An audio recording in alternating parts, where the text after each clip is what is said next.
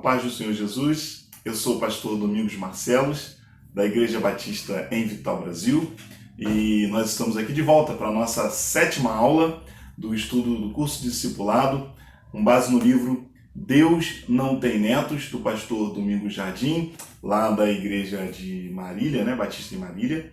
E lembrando que é sempre importante você adquirir o livro para que você possa aprofundar seus estudos. O que eu faço aqui é muito resumido, mas é algo que tem abençoado muitas vidas, não só da minha igreja. Eu fico feliz com isso. Nós estamos na segunda parte do livro e hoje, na nossa 7ª aula, nós vamos começar então o capítulo 6. A segunda parte fala sobre o discipulado perpetua o avivamento para as próximas gerações. Vamos lá? O título do capítulo 6 é A Liderança Evangélica Brasileira e o Compromisso com o Discipulado. O Senhor certamente quer avivar a sua igreja, e o autor vai destacando a importância desse avivamento, acreditando que essa igreja do século XXI é a igreja que pode trazer de volta o Senhor Jesus. E todo o cenário que nós estamos vivendo, tudo que nós estamos vendo, realmente podem ser sinais daquilo que precisamos fazer para avançar ainda mais e contemplarmos uma igreja viva, uma igreja atuante. Mas o autor destaca então, logo na primeira página, que o que queremos dizer é que uma igreja que viva em absoluto alinhamento com o Espírito Santo tem uma altíssima probabilidade de ser aquela que realizará a contento a missão que Jesus lhe outorgou. Ou seja, a igreja, ela precisa ser viva, ela precisa ser atuante, ela precisa ser uma igreja que tem intimidade com Deus, com o Espírito Santo de Deus. E essa é a base que ele vai começar a tratar, fazendo uma análise, olhando para a realidade da igreja brasileira. Por que então devemos buscar o avivamento? Quando Deus enviou os seus discípulos em Atos capítulo 2, a gente percebe que ali eram homens que tinham vivido muitas experiências com Jesus, homens e mulheres que tinham visto os grandes acontecimentos, mas o autor destaca algo muito interessante. Veja só. Mesmo os discípulos que conviveram com o Senhor Jesus, homens e mulheres tão extraordinários, tiveram que receber a unção do Espírito Santo para fazer a obra que Deus lhes havia designado. Perceba que mesmo esses grandes homens de Deus, homens e mulheres que participaram de grandes coisas, eles não fizeram a obra do Senhor pelas suas próprias mãos. A obra do Senhor é realizada pela presença, pela unção do Espírito Santo. É claro que Deus é onipresente, Ele está presente em todos os lugares. Mas não é disso, o autor está falando que a manifestação do Espírito Santo na vida de crentes que buscam, que oram, que são avivados, ela faz a diferença. E sem a manifestação do Espírito Santo, a caminhada da igreja ela é lenta, ela é a passos curtos. Essa obra precisa ser realmente realizada por Deus. E ele começa a destacar que, infelizmente, nós achamos que vamos fazer as coisas pelo nosso conhecimento, pela nossa ortodoxia, a nossa liturgia, enfim. E, na verdade, isso não tem trazido resultados que mostrem uma ação verdadeira do Senhor Jesus. Na página 108 ele diz assim: a maioria das lideranças cristãs se satisfaz com os resultados medíocres e vergonhosos que logram em suas igrejas. Poucas conversões, poucos batismos, poucos discípulos. Dedicam-se igualmente de forma medíocre à busca e à dependência de Deus. São pastores acostumados com a periferia da semeadura e da colheita. Semeiam pouco ou quase nenhum tempo com Deus. Não são dependentes do dono da obra para fazer a obra e, como consequência óbvia, recolhem migalhas das almas que estão indo para a perdição. É muito triste, é muito duro ler coisas assim que refletem a realidade da igreja brasileira. E alguns ainda usam como desculpa palavras como nós somos poucos, mas nós temos excelência. Né? Nós somos poucos, mas nós temos qualidade. Queridos, isso é uma mentira do diabo, o autor fala muito bem a respeito disso, porque onde há excelência, há multiplicação e crescimento exponencial. Nós somos a igreja do Senhor e precisamos estar atentos a isso. É inconcebível pensar que a igreja, um organismo vivo e transmissor de vida, munida do poder do alto, separada e escolhida pelo Todo-Poderoso para a obra mais excelente existente na terra, resgatar e fazer discípulos para Cristo, não se apavore com a estagnação absurda em que vive em sua ação contra o império das trevas. O reino de Deus é grande, o reino de Deus é esplendoroso. Um resultado pequeno não pode refletir a realidade do reino de Deus. Alguma coisa está errada.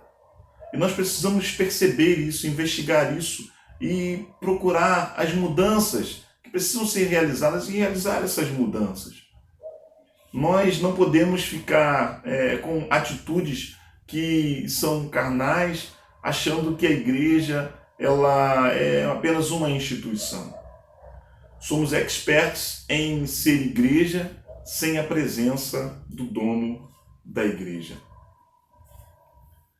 Queridos, isso precisa ser um despertamento para nós. A igreja precisa buscar esse avivamento e entendendo que é através do discipulado que esse avivamento vai ser perpetuado. A nossa visão não pode ser uma visão apenas do hoje. A nossa visão precisa ser uma visão que ultrapassa as eras. E por isso, quando nós discipulamos, nós estamos não apenas buscando para nós esse avivamento do Espírito Santo, mas estamos também buscando que esse avivamento possa se perpetuar na vida da igreja que vai além de nós. E agora nós vamos investigar na Bíblia o perigo da falta do discipulado. Se você se lembrar, isso já foi tratado aqui no livro, né? Lá em Juízes, capítulo 2, versos de 7 a 13, nós vemos esse episódio em que, ao final do ministério de Josué, ele não deixa uma liderança, entramos no período dos juízes, e o texto bíblico vai dizer que existe uma nova geração que não conhece o Senhor. Uma geração que não conhece os feitos de Deus em Israel, pelo seu povo. Queridos, como isso é grave, como a falta do discipulado pôde trazer a igreja, levar o povo de Deus a esse estado de decadência. E quando nós olhamos para a igreja atual, né, o autor vai destacando isso e eu concordo com ele, nós vemos uma igreja que também não tem investido tanto assim nas gerações futuras.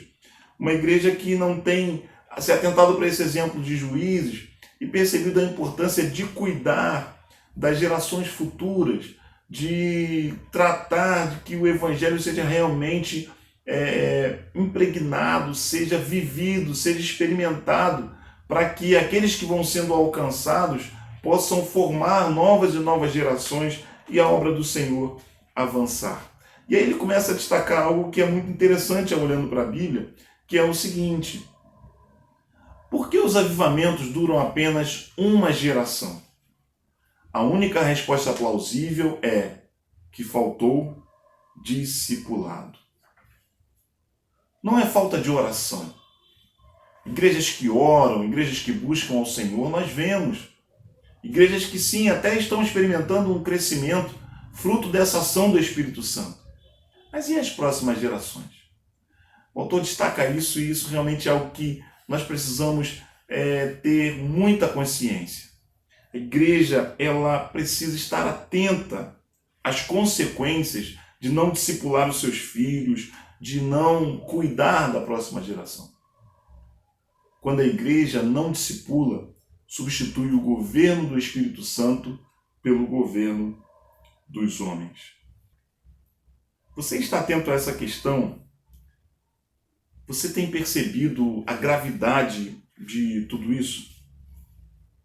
O autor continua destacando a beleza do livro de Atos, o avançar da igreja, os feitos, né? Agora já no Novo Testamento, Jesus realizando grandes coisas, e no livro de Atos a ação do Espírito Santo de Deus trazendo, né, vida para a igreja.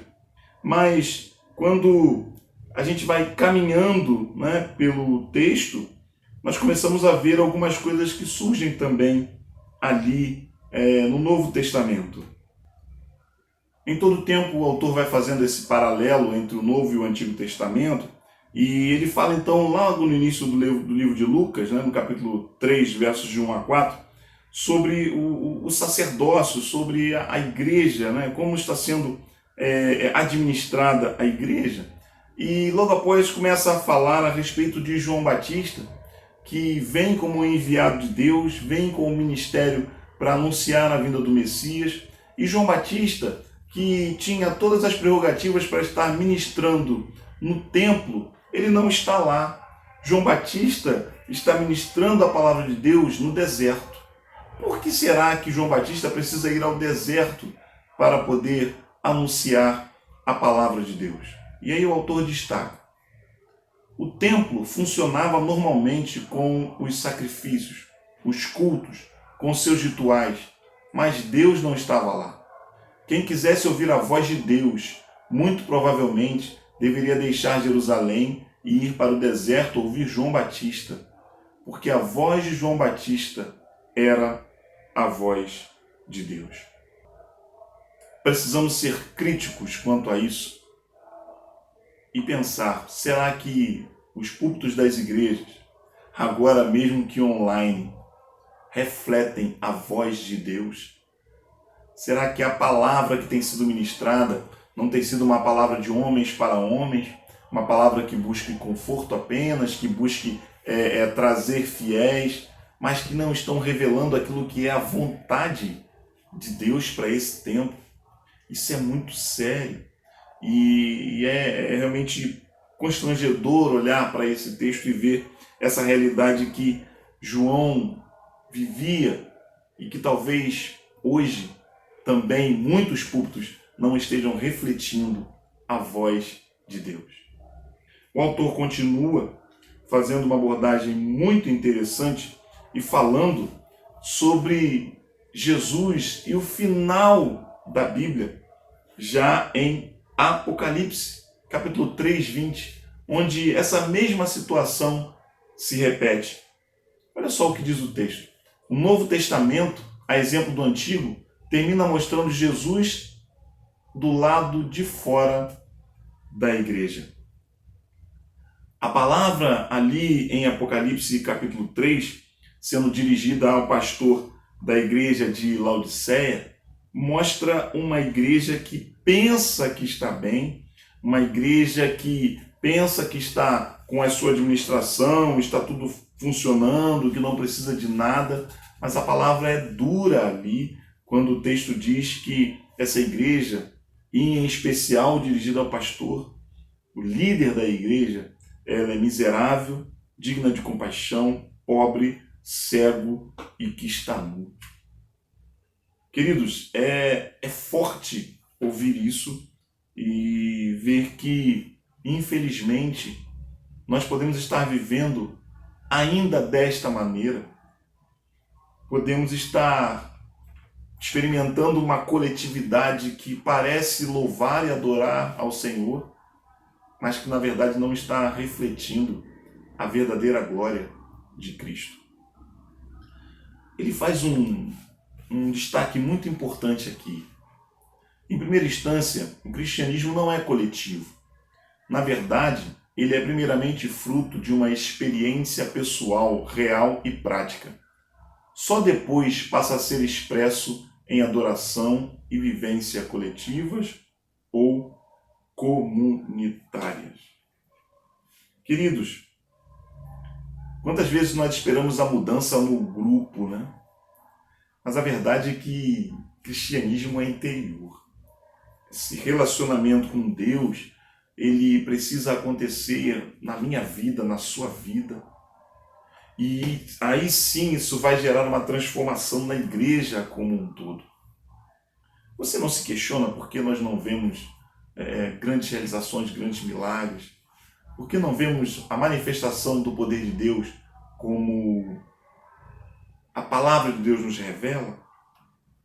Será que, de alguma forma, a igreja está falhando? Porque Cristo continua sendo o mesmo.